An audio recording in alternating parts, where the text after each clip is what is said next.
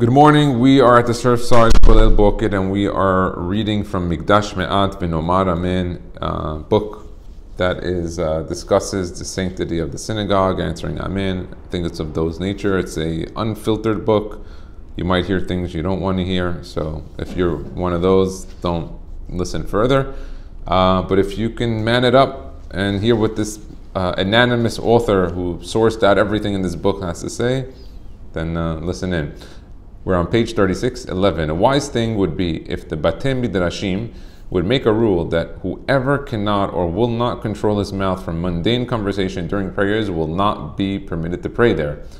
I've never seen a Bet Midrash that has done this. That's just my comment on it. They will see that they will not lose by this. On the contrary, they will gain because, thank God, there are many young men who are looking for a synagogue where they pray properly. Interesting. Okay, the tremendous reward to those who respond Amen. So now it looks like he's shifting the book to give us all the benefits of the person who actually focuses in Shul, doesn't talk, and answers Amen. Number 12. Greater is the one who responds Amen than the one who recites the blessing. Masechet Berachot, page 53. Number 13. Whoever answers Amen with all of his strength, the gates of Gan Eden are opened for him. Masechet Shabbat, 119. 14. From when can a child be worthy of Olam Haba, the world to come, when he answers Amen? Sanhedrin 110. Number 15. There is nothing greater for the Holy One, blessed be He, than the Amens that Israel answer. In Devarim Rabbah 7. 16. Whoever answers Amen in this world will be worthy to answer Amen in the world to come. And the source for that is Ibid, look right before. 17. Because of one Amen that the Reshaim answer from within Gehinam, they are saved from it. Yalkut Yeshaya 4:29. Number 18. Ignorant people who do not know how to read, learn, nor expound on the Torah. Yet, if they enter the synagogues and Batei Midrashin and respond Amen, even if they have nothing but the reward of Amen, it is sufficient. Agadot Bereshit 79. Wow, that's interesting. So a person who doesn't know how to learn or anything, just hang out in Shul, answer these Amens, don't talk, and you're guaranteed to get all the reward. The Gemara mentions Rav Safra when he was a kid, used to run around from Shul to Shul, or hang out in Landau's in Brooklyn, or in the Mosayaf in Yerushalayim, or in the Shomer Shabbos shuls, and just answer Amens back to back for the benefit of that. And then he became Rav Safra. Number 18. Those who respond Amen YEHE SHEME RABA with all their strength will stand in second place in paradise. Zohar part 1-38. It says second place. I don't know who got first, but okay. Number 19. One who sanctifies the name of the Holy One, blessed be He, by concentrating on Amen properly, will be elevated from one level to the next, even in this world.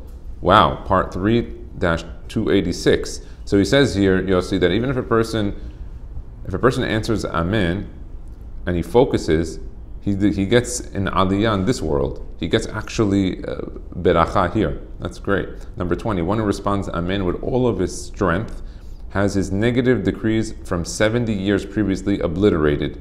Wow. So if there's a gezerah on the person, we're in 2023. There was a gezerah issued before he was even born in 1953. Okay, 70 years ago. Okay? That's 70?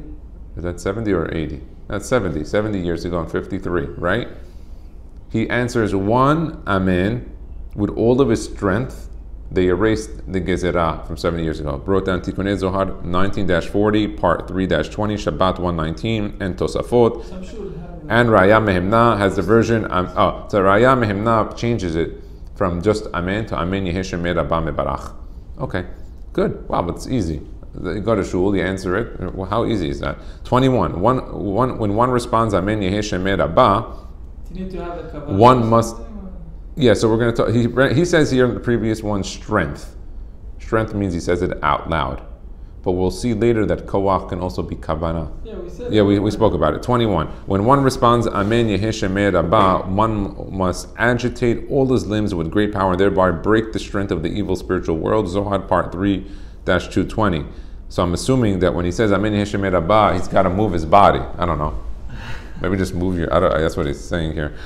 22. When Israel answer Amen YEHE SHEME RABA in a loud voice, the Holy One, blessed be He, is filled with compassion and pity on all creatures, even on the wicked ones in Gehinnom, and grants them privileges for 1.5 hours, 3 times a day.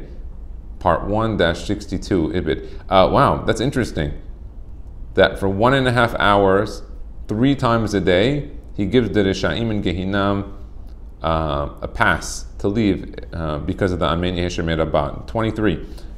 When Yisrael below are responding Amen and concentrating properly, then several gates of blessings open for them above. Then how much good and joy is there to be found in the world? Ibid part 3-2-85. Number 24, page 39.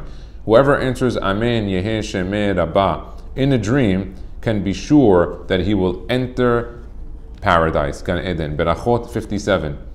Number 25. On what is the world based? 1. The proper recitation of Kedusha de Sidra in Uvalet Zion. Wow. And on the response of YEHE SHEME RABA, that's Masechet Sotah, page 49. So you hear that, Yossi? It says that what is the world based in Masechet Sotah? On the Kedusha de Sidra. Kedusha de Sidra is the Kedusha that we do when we sit down. When it's in the Uvalet Zion. You see, he threw that one in. That's a nice one. 26. Whoever answers Amen in this world merits answering Amen in the world to come. Devarim Rabbah 7-1 and Tanchuma 96-8. 27. One who responds Amen YEHE SHEME RABA with all of his strength, even if he has a bit of idol worship within him, is forgiven. The Zohar and Vayikra and Raya Mehemna, page 20. Wow. So even if the guy is an idolater, he's Oved Avodah Zarah, he says Amen YEHE SHEME RABA with all of his strength, he's forgiven. 28. The Sefarim say, the one who is careful not to converse during prayers is bound to live a long life and have a pleasant old age. So it's Sigula Fa'arichut Yamim and Shanim when you don't talk in Shul. That's why Seva in Hebrew, it means old age. It says, O Jinevun Beseva de Shenim Vera'ananim Yihiyu. Okay, it says, so Seva, it says here, stands for Shetika Yafa Bish'ata Tefillah. So Seva, Shin Yud Bet He, Seva Yafa Bish'ata Tefillah. Silence is required during prayers. And that's actually not the translation. It's Shetika Yafa Bish'ata Tefillah. Shetika is pleasant in the time of the Tefillah. He says here it's required in the prayers. Okay, Sefer HaPenim, page 11.22. Number 29. There is an appropriate parable from the Rav of Apter, the author of Ohev Yisrael and Divrei Emet. He says, on the foolishness of those who lose great treasures by neglecting to respond Amen. He says a lot. So he's bringing it down from the Apter Rav, the Ohev Yisrael, who Ohev Yisrael, he loved everyone from Israel. He was known as the Ohev Yisrael. They say if you go pray by his kever, it's a sigula that you should have Ahavat Yisrael. I prayed by his kever. I went there, I went with Rabbi Menzel. We went years ago. It was in Europe. I forgot. We went to like on one of these Eastern European trips, and we went on it.